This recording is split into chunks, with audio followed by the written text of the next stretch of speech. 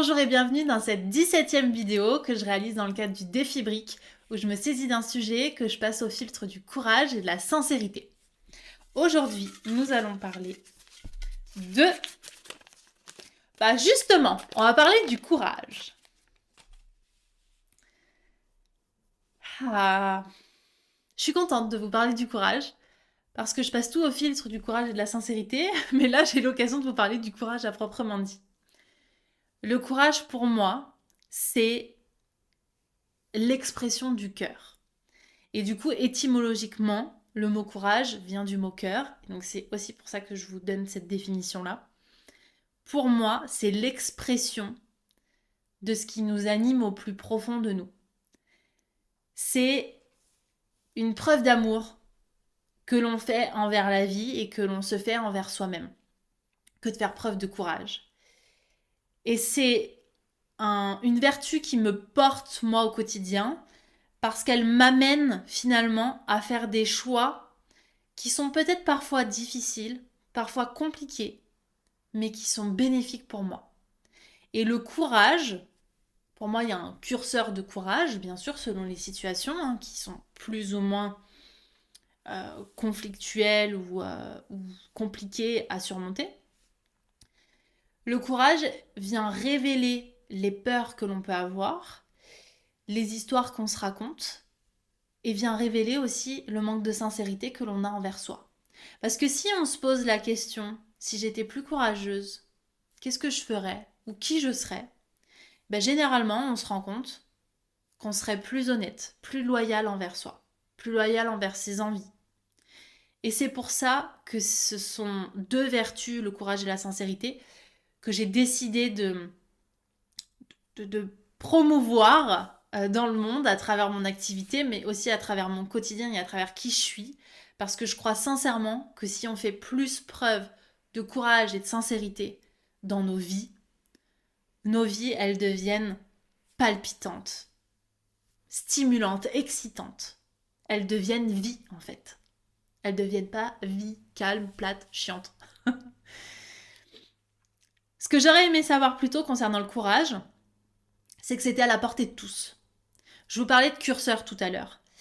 C'est pas parce que vous ne faites pas le tour du monde que vous n'avez pas des performances extrêmes dans un sport que vous ne pouvez pas faire preuve de courage au quotidien. Et ça, c'est vraiment ce que j'aurais aimé savoir plus tôt, que l'on peut tous, à notre niveau, faire preuve de courage.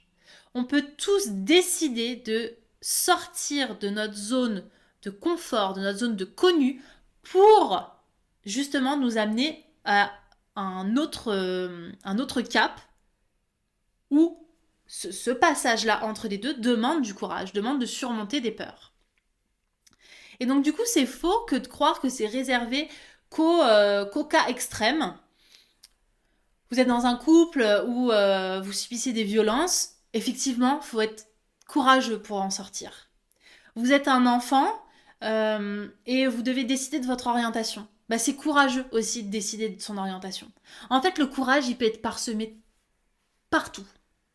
Le courage, il peut être présent dans nos vies du quotidien. Et c'est pas forcément un courage profond et extrême, c'est un courage finalement, un courage du quotidien, on va l'appeler. Et être courageux au quotidien, c'est différent d'être courageux si vous vous retrouvez en pleine jungle, entouré de serpents.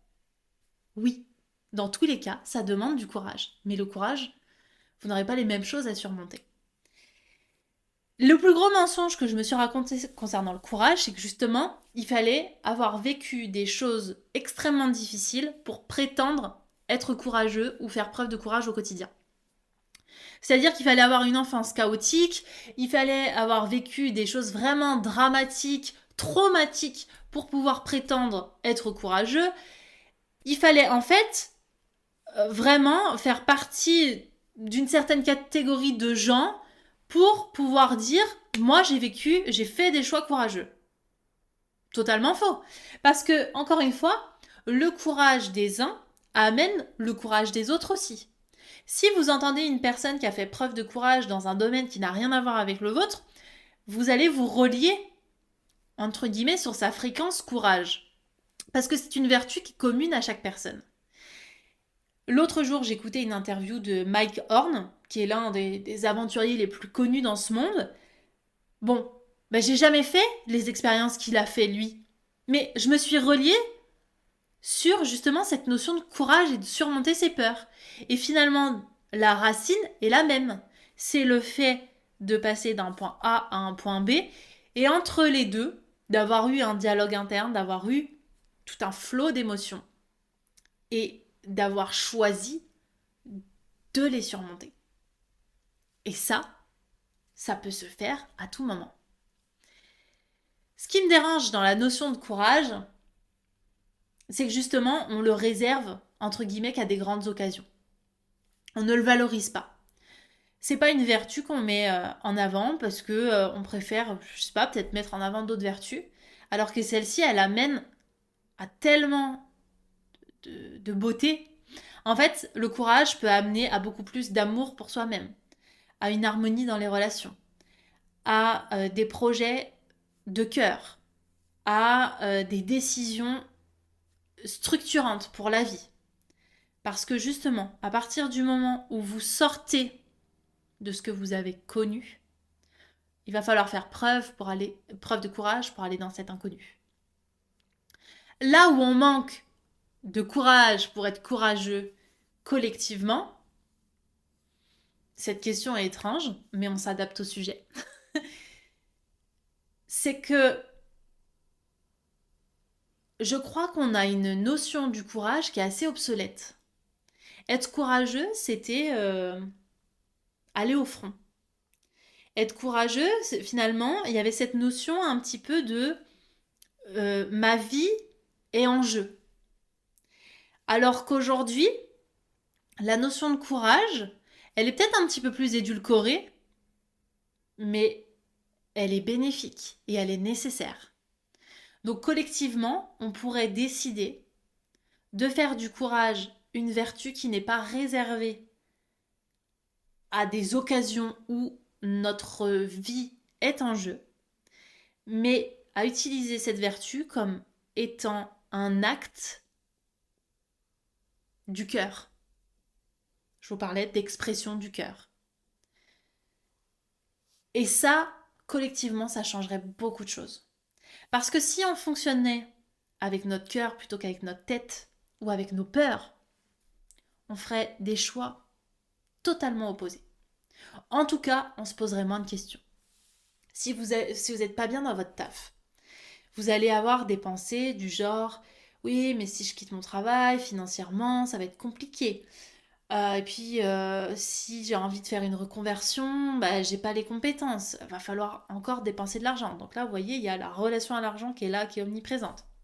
Je vais devoir aller chercher ma sécurité autrement. Puis j'ai une famille. Et puis, que vont en penser mes parents? Ils m'ont payé des études pendant X années. Donc du coup, c'est pas rendre honneur à l'investissement qu'ils ont fait sur moi.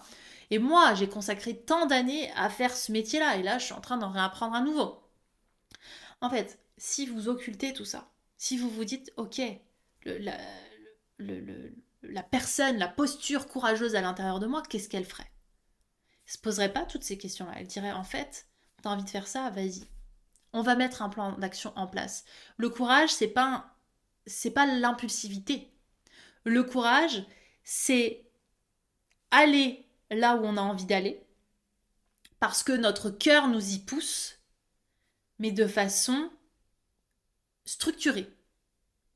L'élan du cœur, pour moi, il n'est pas déconnecté de la réalité.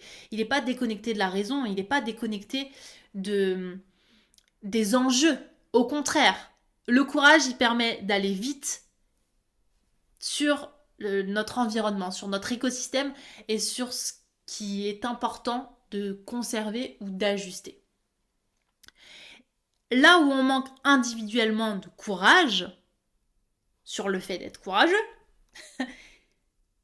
c'est que on laisse trop souvent nos peurs s'exprimer. Le courage partage sa pièce, on va dire, avec les peurs. Vous avez d'un côté le courage, de l'autre les peurs. Et ça, c'est quelque chose d'hyper important. Soit vous choisissez d'avancer avec vos peurs, d'être conditionné par ça, de faire vos choix dictés par vos peurs, soit avec le courage. Et j'ai même envie de rajouter que selon la réalité dans laquelle vous évoluez, on entend souvent qu'il existe deux émotions, la peur et l'amour. Et pour moi, je vous l'expliquais tout à l'heure, le courage, c'est l'une des façons d'exprimer notre amour. Parce que, encore une fois, aimer, être aimé, ou faire ce qu'on aime, voilà un petit peu la globalité de ce que j'entends par l'amour, c'est courageux. C'est courageux de dire à quelqu'un qu'on l'aime. Parce que ça engendre tellement de peur. C'est courageux de faire ce qu'on aime. Parce qu'encore une fois, ça engendre tellement de conséquences. Et c'est courageux de s'aimer soi. Parce que ça veut dire aller à l'encontre d'un certain fonctionnement, d'une certaine normalité. Et être courageux, c'est du coup cette expression de l'amour que l'on se porte, de l'amour que l'on porte à la vie et de l'amour que l'on peut porter aux autres. Individuellement, on pourrait choisir de sortir de notre ego pour pouvoir plus nous aimer et plus faire ce qui nous prend aux tripes. Et quand je parle d'ego, je parle de ces différents masques que l'on met au quotidien. Le masque du contrôlant, le masque de la personne, de la victime, le masque du persécuteur, tous ces masques en fait que notre société renforce, que notre famille a construit, peu importe en fait la raison, on a tous et toutes ces différentes couches et ces différents personnages à l'intérieur de nous. À partir du moment où on comprend que ces masques vont interagir avec nos décisions et nos pensées, on peut les contrer. On peut leur dire « Ok, t'es là, j'ai compris, je t'ai vu. Mais j'ai pas envie que ce soit toi qui prenne le lead aujourd'hui. J'ai envie que ce soit le courage. » Ce dont on a besoin, selon moi, pour être plus courageux et plus sincère, c'est de plus de liens avec, avec notre cœur. Alors je m'explique, pour pas que ça paraisse pieux ce que je suis en train de raconter. Votre cœur, c'est donc là où vous êtes excité, vous êtes stimulé, où vous trouvez que c'est palpitant, voilà, quand ça peut être par plein de moyens, hein, par plein de projets, par plein d'envies. Voilà, quand je parle de cœur, c'est ça. C'est ce qui, finalement, vous émoustille à moindre degré. Eh bien, si l'on décide d'écouter ce qui se passe dans notre cœur, ça veut dire qu'on baisse un petit peu le niveau sonore de nos peurs, de nos doutes, de nos différentes injonctions que l'on a pu entendre ou cultiver même au quotidien. Et ça, c'est essentiel pour pouvoir faire preuve de courage, d'écouter, d'entendre ce qui se passe à l'intérieur. Comme si en fait on pouvait se regarder de l'intérieur et dire « Ouais, alors cœur, tu dis quoi ?» Mais le cœur, généralement, il dit pas « Oh, j'ai peur !» Il dit « Ah, mais on fait ça, et puis ça va nous permettre de vivre ça, ça va être génial. » En fait, le cœur, son expression à lui, c'est « fonce ». Et parfois, il pourrait te dire « N'y va pas », mais il y va. Il y va dans une direction ou dans une autre. Le cœur sait. Et nous, on ne l'écoute pas. Parce qu'on préfère écouter notre mental. Et quand je parle justement de cœur et de revenir à plus d'amour de soi, c'est aussi être capable de poser ses limites. Donc ce dont on a besoin, c'est aussi de poser ses limites qui ne sont pas en accord avec ce qui est bon pour nous, ce qui n'est pas en accord avec notre cœur. De dire parfois des non et de rester sur des non, de dire des oui et d'assumer des oui. En fait, on a besoin de se relier à ce qu'il y a d'important pour nous et aussi, et on en revient souvent à ça, de s'assumer, de, de se rendre compte que si ça nous prend au cœur, aux tripes, c'est que c'est important.